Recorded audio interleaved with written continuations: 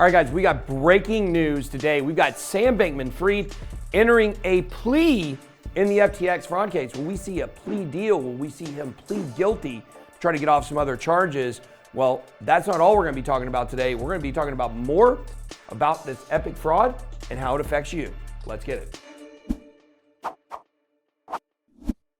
Welcome to BitBoy Crypto. My name is Ben. Today, we're going to be taking a look at Sam Bankman-Fried. But we're going to be taking a look at a conspiracy that's not really a conspiracy involving North Dimension. You're going to find out what that means here in just a little bit. We're also going to be taking a look at Silvergate Bank's involvement in this very sketchy stuff. So let's start here. First, we got Sam Bankman-Fried to enter plea deal in FTX fraud case. Sam Bankman-Fried is expected to enter a plea deal in the next week to criminal charges. He defrauded investors and looted billions of dollars in customer funds. We all know what he's doing. What he did is January 3rd, 2023. Be on the lookout for that. Also, guys, if you like these flashy whiteboard videos, I'm sure enjoying them, make sure to check out D10. We got a link down below for these digital whiteboards. They're really sweet. They sponsored us and they actually gave us these whiteboards. We love them. We think you'll love them too. All right, so let's check out this video clip right here from Fox Business. Welcome back. New details on the fallout of cryptocurrency exchange FTX. Officials suggesting that former CEO Sam Bankman-Fried, SBF, transferred assets to the Bahamas government for protection after filing for bankruptcy and may have done so at their request. The Bahamian government. Joining me right now is criminal defense attorney and Northwestern adjunct law professor Andrew Stoltman. Andrew, walk us through this case. What criminal charges could Bankman-Fried face if guilty, and why transfer those assets to the Bahamas government? Well, I don't think there's any question we are going to see criminal fraud charges, specifically wire fraud charges. SBF violated the most sacrosanct rule in the securities industry. He commingled client funds. And worse yet, the new account agreement with customers says he wouldn't do that. It's very clear he has violated the law. This guy's going to jail for a long time now.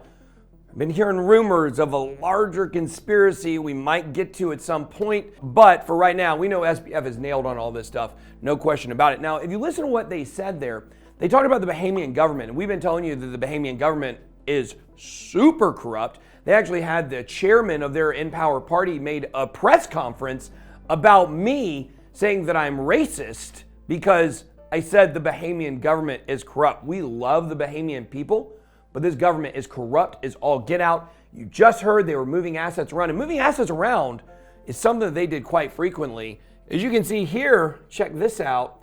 Sam Bankman-Fried borrowed $546 million from his hedge fund Alameda to buy a Robinhood stake. Now, we know that he also tried to sell this Robinhood stake behind closed doors. We know this via leaked text messages.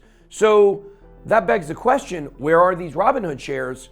Well, they're in a separate LLC from the bankruptcy. So I want you guys to keep track here.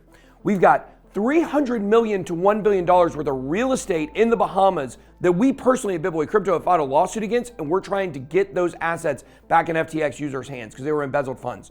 Number two, you've got $546 million in another LLC that's not in this bankruptcy. Number three, we know John Ray, the bankruptcy lawyer of FTX, well, guess what? He has actually discovered an extra $1 billion floating around. If you're keeping score, that's potentially $2.5 billion. Is this really an insolvency hole?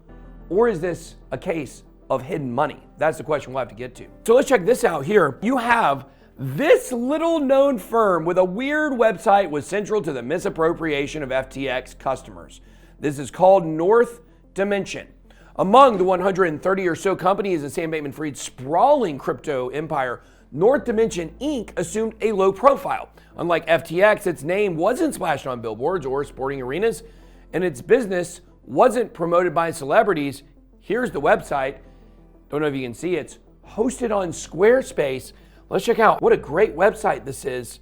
Let's see. They've got a homepage. We're on the homepage. Let's check out the About page, About Us, and it goes right back to the home page. So this is the only thing it says on the website. Services. North Dimension Inc. is a financial services company. We bring decades of experience from Wall Street and Silicon Valley to provide mature and stable fund management, just like FTX.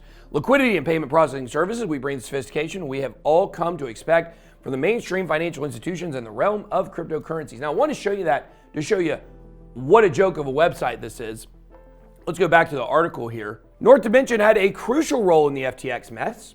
North Dimension was where FTX customers were told to wire money if they wanted to trade on its exchange, according to a complaint filed Wednesday by the Securities and Exchange Commission.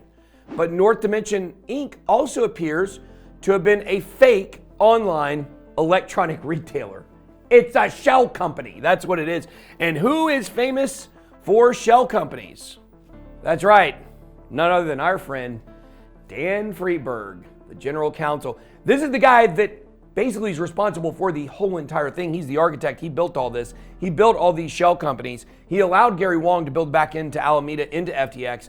He is from the ultimate bet scandal, the biggest poker scam in all time, $40 million. They rigged it to where they could see the cards. So he also had a big role in this as well as Moonstone Bank. We'll look at it in a second. The SEC complaint against former Alameda CEO Caroline Ellison and former FTX co-founder Gary Wong said money wired to North Dimension by FTX clients for their own use wound up funding Alameda's trading activities and Bankman-Fried's other ventures instead.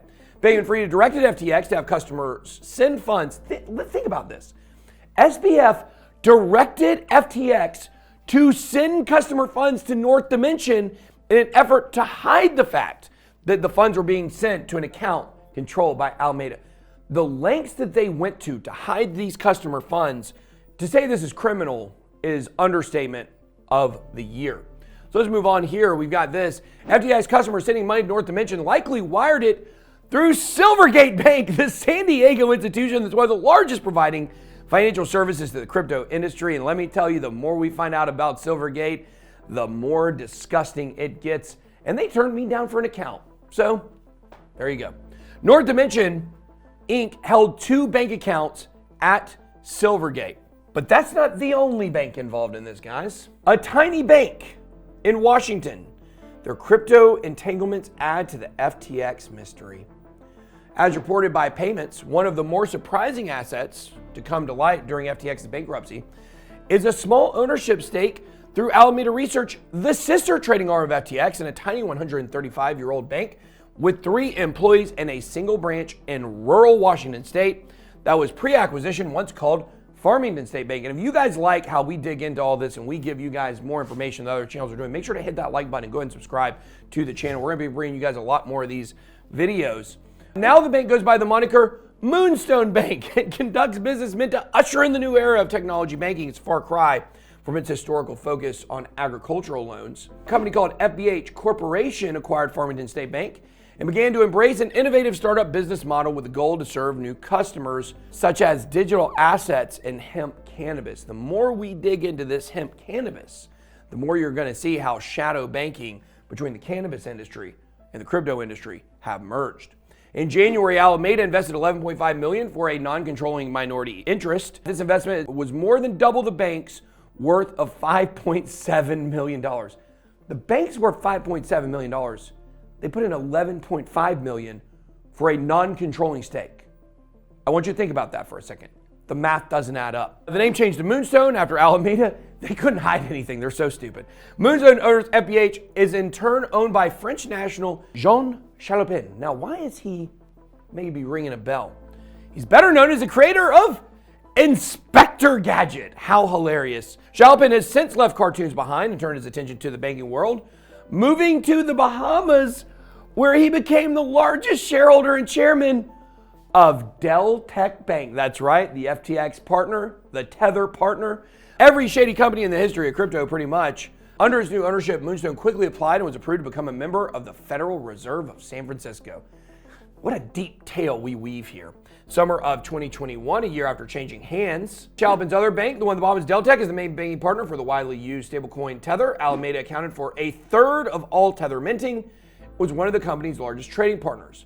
The most pressing relationships to be seen in this is whether FTX's creditors will be able to claw back the $11.5 million ownership stake in Moonstone and what that clawback might mean for the future of the fledgling Reserve Bank member.